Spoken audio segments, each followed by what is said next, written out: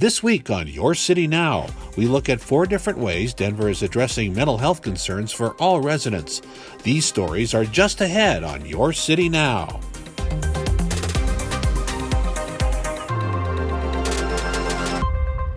In June of 2020, Denver launched the Support Team Assisted Response Program.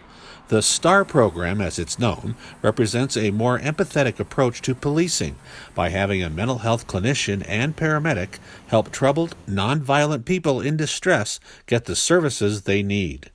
We recognize that people call 911 for a variety of reasons. A lot of the calls that we're responding to have a mental health nexus. We've seen a lot of kind of low-level depression and anxiety calls, all the way up to people who are dealing with severe and persistent mental illness, such as psychosis. The police have been very supportive, and actually about 30% of our calls are initiated by DPD officers that show up on scene first. The community has been very supportive. The people that we serve give a lot of positive feedback that this feels really comfortable and that we were able to meet their needs effectively that day. Unlike being on the ambulance where we have a bunch of medications and medical interventions we can do, I think our toolbox is really our social workers and their knowledge of the system, all the available resources, how to connect people with the care that they need. It's been a great learning experience for me to know that there's other ways that we can help people outside of just taking them to the hospital. First responders and mental health organizations have another new tool to help those experiencing a behavioral health crisis with the opening of the new Behavioral Health Solutions Center in Sun Valley. Previously, responders to a mental health call may have taken the individual to jail or to the ER. Now they can be brought here. It will offer people in crisis a place where they can recover and have the time and the treatment and the personal care that they need. Physical and mental health assessments, crises stabilization services, and temporary shelter for up to 30 days while people we serve receive coordinated care based on their individualized needs. This fills a huge gap in the city, and it is absolutely critical in the work that we're doing with mobile outreach activities, with co-responder programs to ensure that we're assisting the residents of the city and county of Denver to live in wellness.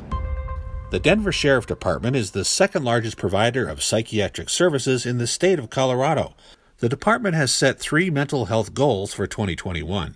First, establishing a competency restoration program.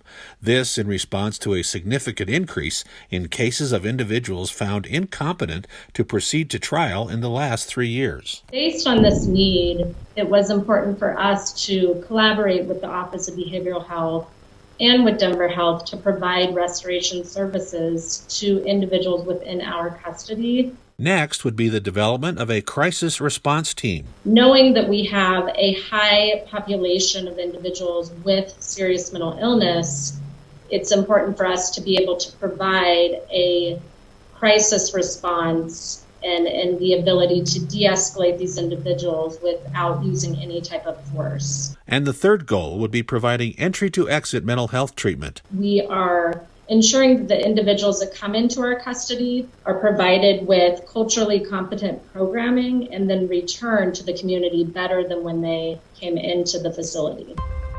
As Denver moves into recovery and rebuilding, many of us are facing the return to a changed workplace. The expectation that you will go back to an office that was exactly the same as it was a year and a few months ago is probably not realistic. And returning to a maskless workplace is of particular concern to some. Our nervous systems are primed to experience close physical contact or masklessness as a threat. We just need to get used to assuring our employees that the guidance is changed for a reason and we'll support them as long as they're respectful to their fellow employees. As we get back into the swing of the workplace, it's a good time to reinforce our habits of success. It's also important to keep focus on the light at the end of this tunnel. Being together emotionally, but also physically, for many of us will allow us to retain hope as our anchor. If you need help making your transition back into the workplace, you can check out these resources. We'll be back with an all-new version of YCN next month. See you then, Denver.